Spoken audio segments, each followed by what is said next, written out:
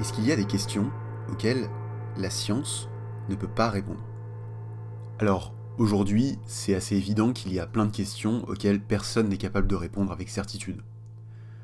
Mais on peut toujours se dire que ces questions difficiles, elles pourraient en principe avoir une réponse. Et que simplement pour l'instant, nos connaissances sont limitées, et que mieux connaître la réalité nous permettra plus tard de répondre avec certitude à ces questions. En 2005, pour ses 125 ans, le magazine Science a publié un classement des 125 questions les plus difficiles auxquelles la science doit faire face dans un futur proche. Alors, d'après ce classement, la question numéro 1, c'est de quoi l'univers est-il fait? C'est une bonne question. C'est une question qui a un aspect profond et métaphysique. Mais en fait, pour les cosmologistes, c'est une question qui est bien définie. Pour les cosmologistes, l'univers il est fait de matière. Et le problème, c'est que ce qu'on appelle habituellement la matière visible, ordinaire, celle qu'on observe sur la Terre, elle composerait que 10% de la totalité du contenu matériel de l'univers. Et donc le problème, c'est de savoir ce que sont les 90 autres pourcents. On appelle ça la matière noire, de l'énergie noire, mais c'est hypothétique, et c'est une matière dont on ne connaît pas la nature précise. Et donc c'est un sujet de recherche actif, de savoir ce qu'est cette matière noire. Et cette question, elle a l'air assez compliquée, elle s'adresse à des spécialistes dans leur domaine, mais on n'a pas trop de mal à imaginer que d'ici quelques années ou quelques décennies, on soit capable d'y répondre plus précisément, et que même on ait des certitudes sur ce que c'est que la matière noire, sur ce qui compose l'univers. Et donc même si c'est une question scientifique difficile, elle semble pas, en principe, insoluble. Dans ce même classement, la deuxième question, à laquelle doivent faire face les scientifiques, elle est formulée comme ça. Quelle est la base biologique de la conscience? Alors déjà, il faut noter qu'il y a un présupposé à cette question, qui est que la conscience a une base biologique. C'est une question qui est adressée aux biologistes en particulier, et pas aux physiciens par exemple, parce qu'on suppose que la conscience est une propriété des êtres vivants.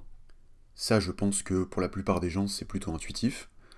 On n'attribue pas la propriété d'être conscient à des pierres, à des molécules ou à des électrons. On l'attribue exclusivement à certains êtres vivants, en général des animaux, avec un système nerveux assez développé. Et en fait, formulé comme ça, le problème, il paraît compliqué, on sait que on est loin d'avoir trouvé une solution, mais il paraît pas fondamentalement différent d'un autre problème scientifique. Que ce soit la conscience ou la matière noire, l'idée dans les deux cas, c'est qu'on est face à un phénomène qu'on comprend mal, qu'on sait même pas très bien définir, on sait pas exactement ce que c'est que la conscience, mais les scientifiques considèrent que c'est un phénomène comme un autre, qui donc peut être étudié par la science. Mais en fait, c'est à mon avis une grosse erreur de poser la question comme ça, et de supposer que la conscience est un phénomène comme un autre, qu'on peut étudier comme les phénomènes de la nature. Et pour ça, il faut mieux comprendre ce qu'on appelle en fait un phénomène. Si je prends la définition Wikipédia, je lis que un phénomène est la manière dont une chose, un fait du monde physique, psychique ou social, se manifeste à la sensibilité d'un être vivant. Et c'est un mot qui vient du grec phénoménon, qui veut dire apparence.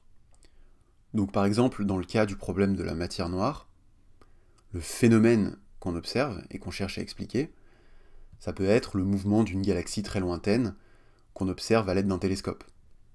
Mais dans le cas du problème de la conscience, c'est quoi le phénomène qu'on observe? En fait, on n'observe jamais la conscience. On observe des comportements, mais la conscience elle-même, elle ne peut pas être observée. Elle ne peut pas être observée tout simplement parce que la conscience est la condition de possibilité de toute observation. Autrement dit, la conscience n'est pas un phénomène, parce que l'idée même de phénomène, c'est-à-dire de choses qui se manifestent, suppose une conscience à laquelle cette chose se manifeste. Et ça, c'est une idée qui est centrale dans la philosophie d'Emmanuel Kant. Kant, il a écrit un livre assez révolutionnaire dans l'histoire de la philosophie, qui s'appelle La critique de la raison pure, et il l'a écrit à la fin du XVIIIe siècle, à une époque où la science avait fait beaucoup de progrès. et où un peu comme aujourd'hui, on se posait des questions sur le statut de la science et sur ce que la science pouvait nous dire de la nature du réel. En fait, plus généralement, Kant s'intéresse au problème de la connaissance. Comment on fait pour former des connaissances sur le monde?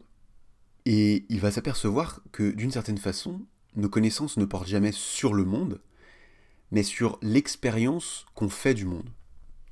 Quand j'ouvre les yeux et que je regarde autour de moi, ce n'est pas directement le monde que je vois.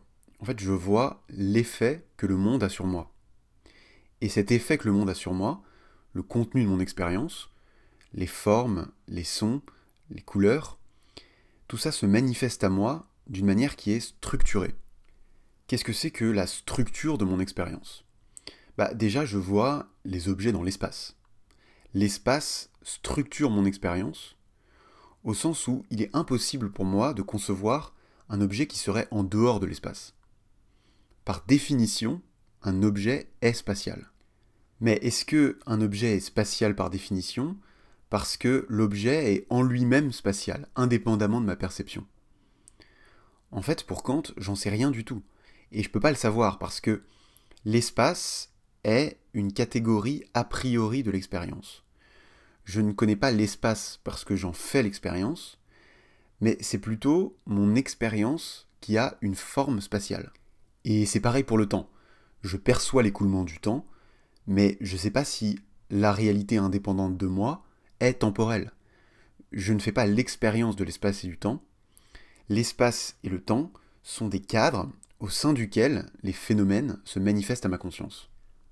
En fait, pour Kant, ce qu'on appelle habituellement la réalité, le monde des phénomènes, c'est pas la réalité en soi. C'est une sorte de construction de l'esprit. Comme c'est un peu abstrait, le mieux c'est de comprendre ça à travers une analogie. Quand j'allume mon ordinateur, je vois le bureau sur lequel il y a des icônes qui représentent des fichiers. Ces icônes, elles ont certaines propriétés, par exemple, elles sont rectangulaires et blanches. Si je suis un enfant et que je ne sais pas comment marche un ordinateur, je peux penser qu'en fait un fichier, c'est vraiment un objet rectangulaire et blanc. Je ne sais pas que en fait un fichier, c'est des 0 et des 1 sur mon disque dur ou des interactions électromagnétiques auxquelles j'ai jamais vraiment accès. J'y ai pas accès parce que les ingénieurs qui ont conçu mon ordinateur ont programmé une interface qui est plus ou moins intuitive, grâce à laquelle je peux modifier le contenu réel de mon ordinateur en manipulant des icônes. Si, par exemple, avec ma souris, je glisse l'icône d'un de mes fichiers vers la corbeille pour le supprimer, j'effectue une action spatiale. Je déplace un objet dans l'espace à 2 dimensions qu'est mon bureau. Mais en réalité, il n'y a pas vraiment un objet rectangulaire qui glisse vers une corbeille. Supprimer un fichier, ça n'a rien de spatial. Ça correspond juste à une modification électronique dans ma machine. Mais ça m'apparaît comme étant une action spatiale parce que les designers de l'interface ont compris que c'était plus intuitif pour les humains de se représenter les fichiers comme étant rangés dans un espace. Donc il y a une distinction importante à faire entre, d'un côté, ce qui m'apparaît comme la suppression d'un fichier, le phénomène de la suppression, et de l'autre, la réalité en soi de la suppression du fichier. Et à mon avis, c'est une bonne façon de comprendre la métaphysique kantienne. Pour Kant, ce que j'appelle la réalité, c'est en fait qu'un écran qui représente la réalité.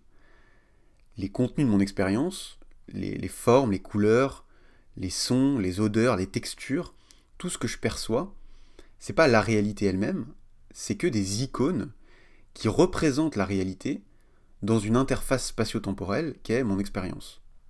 Et j'ai jamais accès à la vraie réalité, ce que Kant appelle la chose en soi, ou le monde nouménal, celui qui est au-delà du phénomène. J'y ai jamais accès, en tout cas pas directement.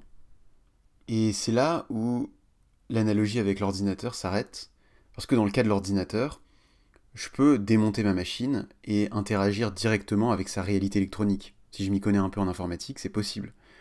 Mais dans la réalité, je ne peux pas sortir de l'interface qui est mon expérience pour voir la réalité telle qu'elle serait en elle-même indépendamment de ma perception. Alors, peut-être qu'il y a des moyens d'accéder à la chose en soi, peut-être que c'est justement le rôle de la science de me dire ce qu'est la réalité indépendamment de ma perception. Quand le physicien me dit que l'univers est fait de particules élémentaires, d'électrons, de quarks, que tous les objets qui peuplent l'univers en sont faits, il me dit bien quelque chose sur la réalité fondamentale, quelque chose qui dépasse mon expérience. Et c'est vrai bien sûr que la réalité des atomes et des particules élémentaires dépasse mon expérience individuelle. Mes sens ne peuvent pas percevoir ce qu'est un atome. Mais la réalité des atomes ne dépasse pas l'expérience du physicien. En fait, ce que fait le physicien dans son laboratoire, c'est étendre ses sens avec des outils technologiques très complexes, très sophistiqués. Mais d'une certaine manière, tout ce qu'il fait, c'est zoomer sur l'interface qu'est la réalité. Pour reprendre l'analogie de mon bureau sur mon ordinateur, c'est un peu comme si je regardais de très près l'écran de mon ordinateur et que je m'apercevais que mon bureau est en fait de tout petits pixels, rouge, vert, bleu, et que je me disais, en fait, la réalité de mon ordinateur, c'est fondamentalement un monde de pixels. Peut-être même qu'en regardant les pixels, je peux trouver des principes qui lient les interactions entre les pixels voisins, et j'aurai comme ça l'impression de découvrir les lois profondes, sous-jacentes à la réalité de mon ordinateur.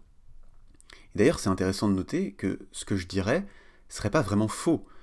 Je pourrais trouver des lois, par exemple, tout simplement, je pourrais dire que en déplaçant mon fichier, ma petite icône blanche dans la corbeille, je supprime le fichier. C'est vrai. Mais simplement, ce seraient des vérités qui appartiendraient au domaine de la représentation, qui appartiendraient à l'interface. Il y aurait une réalité derrière cette interface à laquelle j'aurais jamais accès, la réalité en soi. Et comme ça, on comprend mieux le sens de la question « de quoi l'univers est-il fait ?» En fait, quand les physiciens demandent de quoi l'univers est-il fait, l'univers dont ils parlent, c'est l'interface, c'est l'écran. Et la matière noire, ce sont toujours des icônes de cet écran.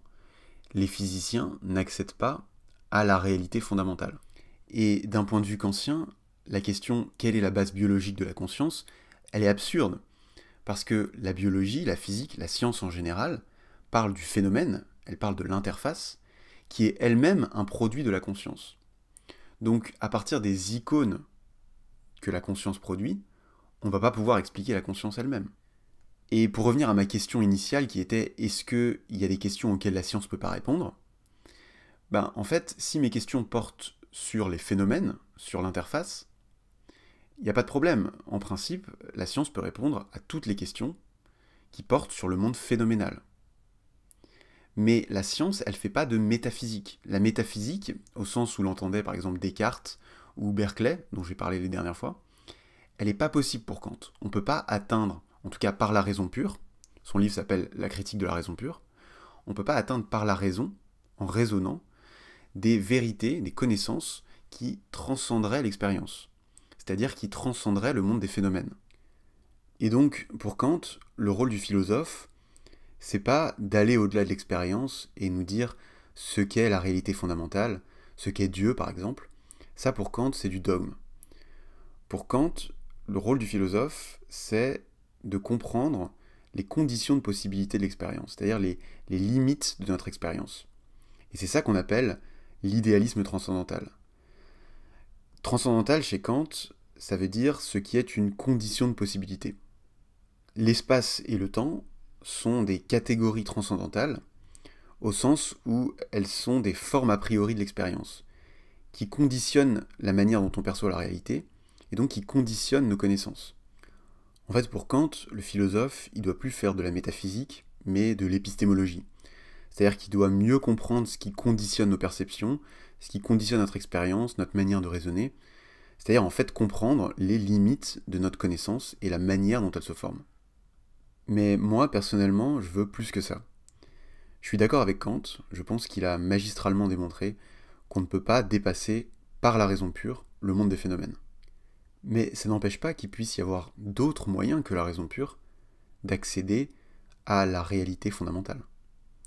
Et il y a un philosophe génial qui a repris les idées de Kant et qui est justement allé un petit peu plus loin, c'est Schopenhauer. Et j'en parlerai la prochaine fois.